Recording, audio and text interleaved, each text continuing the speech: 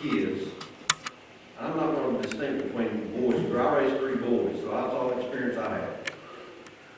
Well, I can count a lot of times I've told them, that's your own fault, son. Or maybe you've been a youth group leader, and you know, all the things that go on with that. And you might say, well, I blame the parents, you know, or I blame such and such, you know. It's your own fault.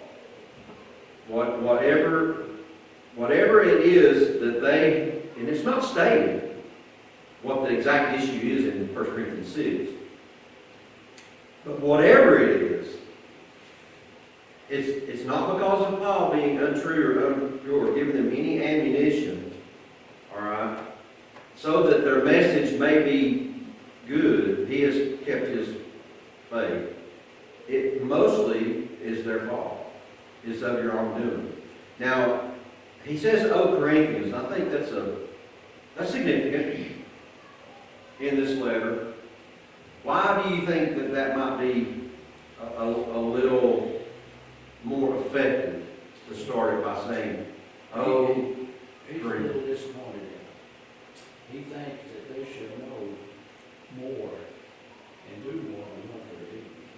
Some of these things I think he even talks about, in the reading, he talks about, I hope I ain't messing you up. you're not messing me up." Right. He talks, because he teaches them about their everyday conversation. And you think that, kind of like here, that they would know how to talk and don't use cuss words, or even coarse joking. Yes. If you joking with somebody and you are running them down, somebody, Yeah, that's dangerous. say something unpleasant, that's what Paul says, that's sin, but don't do that. And it goes on to say that the whole place in the kingdom of God, these people do this now. Exactly. And there is well, I don't want to say it's an old salesman's trick, but there is a method of human interaction that is studied that demonstrates that, Tim, when I use your name, you like that. When I'm talking to you, Tim, or I'm expressing something to you, and I say, "Tim, Joanna," when I call your name, when I mention your name and whatever it is, Alvin, that I'm talking about, and I keep stating your name, you become more interested and you pay more attention. All right? Now, when I worked at the furniture store, I made a habit of that, Alvin. Come over here and I'll show you this such and such. You know, or if it was Tim and Joanna, I'd say, "Now, Joanna, is this going in your bedroom or your room?" Yeah, I use their name as much as I can. First of all, it helped me remember their name, okay? Second of all, they like to hear that, okay? And third of all, it establishes a relationship. Whether you believe that or not, it establishes, this guy knows my name, all right? And you are more likely to remember my name when I use your name. But he says, "O Corinthians." He uses in general, their name. All right? In a letter, this is not send this around to Corinth, to Galatia, to Philippi, to Colossae. This is not a letter. This is, "O Corinth." This is especially for them. Okay? And he loves them. Yes. You drop it like the boys, and my son, I can feel this when I'm saying, "Oh, Brandon, you know, what have you done?" Yeah.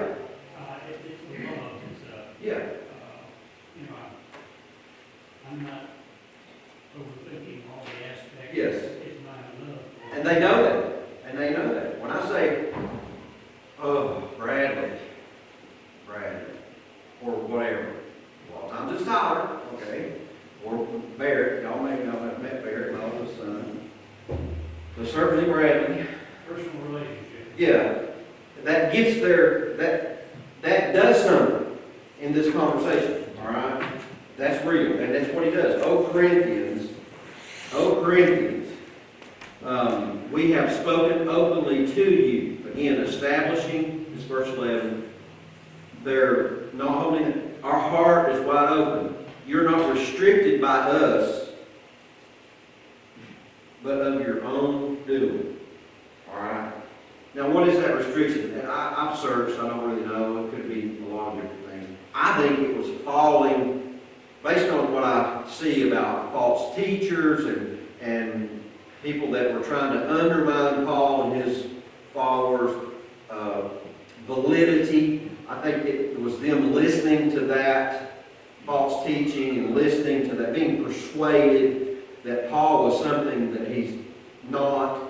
And that's why he reestablishes consistently his apostleship, his validity. I think it's probably, the false teachers in the world that are coming around. He mentions them later, so it's possibly probably that. Okay, in your book, middle of page 44, introduction says, despite what his detractors said about him, Paul's ministry was above reproach. He was not peddling the gospel. Instead, he was willing to labor and face hardships to bring others to Christ. In his first letter, Paul described some of the sacrifices he endured. And he goes on about the beatings and the persecution and so forth. Rather than being discouraged by these hardships, Paul pressed onward like others. They did not cease. And he references Acts 5 when Peter and John, they said, don't talk about Christ no more. He says, as for me or my house, we're going to preach God. I can't not preach God. Now, the last paragraph on 44, there's a sentence here that I thought was very effective. Because of the opposition of the false apostles, and he references chapter 11, verse 3, which states,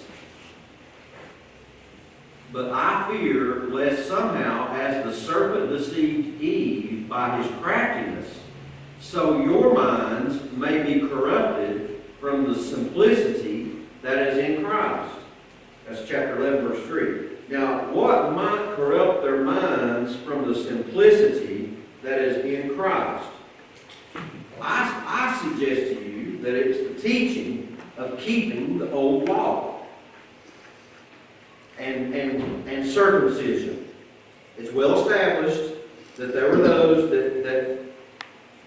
that professed Christ that said you still had to keep the law. That's what the whole book of Romans is about. Okay? So we know that was prevalent. That was a thing. Yeah, Christ is God, and He's the Savior, He died, we believe in Him, we're baptized, but you still have to keep the law. And the reason I suggest to you that this is the problem he's addressing is because in the verse 3 of 2 Corinthians 11, he says there are those who are trying to trick you away from the simplicity. How simple is it to obey Christ? It's not hard, is it? Is it? It's not hard, is it? They had, as you mentioned, circumcision there, they would have, the old law, they would, remember it was on the 8th day? 8th day, yes, because of the vitamin K, right? It was kind of like a ceremony. Yep. And I'm sure they had other ceremonial things they did. And they would look forward to these things, and these ceremonies, and it's hard. They didn't want to give this stuff up. Right, and it had been in place for thousands of years, and the hardest convert is somebody who's grown up in another denomination, and their parents are in that denomination, and their grandparents are in that denomination, and that's a tough nut to crack. And think about this being hundreds and thousands of years of the law of Moses, okay? This is a new religion, and Paul constantly addresses the false teachers. Now, what if I'm a false teacher and I come to Dayton? What is one of the things that I'm going to do? I'm going to try to undermine or make small the current leadership. I'm going to try to make them smaller, to make them less viable. And And that's what the false prophets and false teachers were doing. They were going around and persuading the Corinthians to not hold to truth in various ways. And by the phrase that he uses in verse 3 of chapter 11, when he says the simplicity there, that's a very significant word, because the law of Moses was what? Complex. Okay? So there's that. Now, let's move on just a little bit. But that sentence that he says, because of the opposition of the false apostles, 2 Corinthians 11:13, Paul found it necessary to defend his conduct to the Corinthians. Okay, so that's why, when you go all the way back, really all the way back to chapter 1 of 1 Corinthians 1, these letters to the Corinthians, he defends his apostleship, and he defends his message. And he made sure that his ministry was not blamed. How could the ministry be blamed? Verse 3 of chapter 6 says, "We give no offense in anything, that our ministry may not be blamed." Can't find something we taught that is untrue. False teaching, that's one way to be blamed. What else? Ulterior motives. What if the motive of the ministry is not pure? Okay? So you have the things that are taught, the reasons that the teaching is going on. Paul made sure that he didn't take money, that his ministry couldn't be blamed or blasphemed for any reason. He buffeted his body, right? What's that mean? Well, he didn't go out getting drunk. He didn't fall victim to the things that the Corinthian church was accustomed to being around. Like what? Well, temple prostitution, gluttony, all the different things that the Corinth church, is being instructed against. When he was there, he had to live in that town. He had to keep his nose clean, as my mother would say, right? He had to keep his nose clean. He had to work, to earn money, so it wasn't like, oh, he's just doing this for the money. All right? And look, you gotta have money. Pay the man, okay? I understand it. Trust me. Firsthand, I understand it. But your motive, the audience must be convinced that your motive is not money. And your motive is love. Like Paul does. And he establishes that, reestablishes that, revisits that, reminds them of that.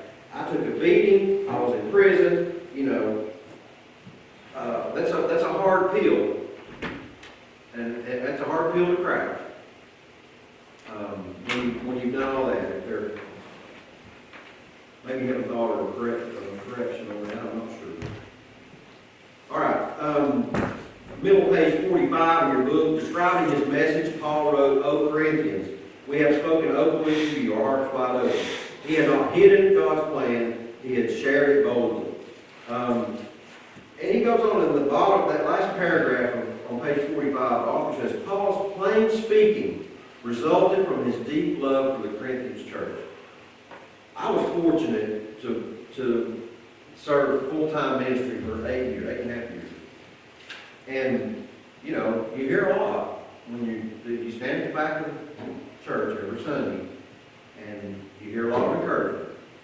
All right? Sometimes you hear some, not so much encouragement. A little blue-haired lady one time told me, she said, "Keep trying, Sonny, you'll get it soon." She was probably right, okay? But the most encouraging thing that I could ever hear was that it was easy to understand and plain spoken. Paul's messages were not radically littered with complex messages. His messages were very plain and articulated. And if you were doing wrong, he gently told you that you were in the wrong. He told the Corinthian church that this false teaching that you have fallen victim to is not because we did something wrong, we had a wrong motive, we had a narrative that was tainted. It's not because we don't love you, because we've suffered and endured all these things. You know that we love you. All these things that you're succumbing to are of your own doing. Okay? And he tells them that. He smacks them in the face and loves them at the same time, which is a difficult task. He was not wanting to blame he was not to blame for the disobedience of the Corinthian church. So who was to blame? He says, you're not restricted by us, but you are restricted by your own affections. Now, what might those affections be? Greed, lust, desire for power. The text doesn't say. But John says in 1 John chapter 2, what might be some of the things that they are succumbing to. And that what might be that you and me and you and me and you and you and you and you and me, all of us, don't be naive. Okay? Don't be naive. Don't think that you're not circumspect and can be, that this can't happen to you. When John says in 1 John chapter 2, do not love the world or the things in the world. If anyone loves the world, the love of the Father is not in him. For all that is in the world, the lust of the flesh, there you go, here are the things. The lust of the flesh, that includes a lot of things. Lust of the flesh, lust of the eyes, and pride of life is not of the Father, but is of the world. And the world is passing away. Okay. Let's move quickly because I want to get to a couple of things. One is the unequally yoked. All right? Then we'll quickly go over the questions. Do not, verse 14 in our lesson text. Do not be unequally yoked together with unbelievers. This is another reason I think that he's addressing the false teachers that are coming in, and they're just fellowship with them. Okay? They're bringing them on in. Okay? And fellowship with them. Brad Herod had a article this week, Focus Press, look it up, where a leading quote-unquote Christian college brought in a denominational woman speaker to speak on why she left the traditional quote-unquote church and is now a member of something else. I think it's the Christian church. All right? Fellowshipping that speaker, bringing her in to hear her ideas. Now look, that's a complex situation. I suggest you read it and form your own opinions on it. But that's the nerve of what Paul's saying here. Equally yoked with unbelievers. Don't do that. Don't do that. He says, do not be unequally yoked. Do not be unequally yoked together with unbelievers. For what fellowship has righteousness with lawlessness? What communion has light with darkness? And what accord with Christ and Belial? Or what part has a believer with an unbeliever? And what agreement is the temple of God with idols for you, the temple of God and living God? As God has said, he's referencing when the tabernacle came into existence, and God says, I will dwell with them, I will live with them, they will be my people, and I will be their God. There is one, the communion, the tightness of the fellowship with God. He says, don't do that with unbelievers. Now, many of you are, or may have, or maybe one of you, have known an oxen and a plow. Or I know Tim and Joanna have horses, and maybe they had a team of horses at one time. I don't know. But if you've got a lazy horse and you've got Secretariat on the same yoke, it's going to keep turning to one side. It's not going to pull straight. And Moses tells somebody back in the Old Testament, I'll have to look it up later, but he says, don't put an ox with a donkey. Why would I not do that? I'm going to be plowing in a circle. Don't be unequally yoked.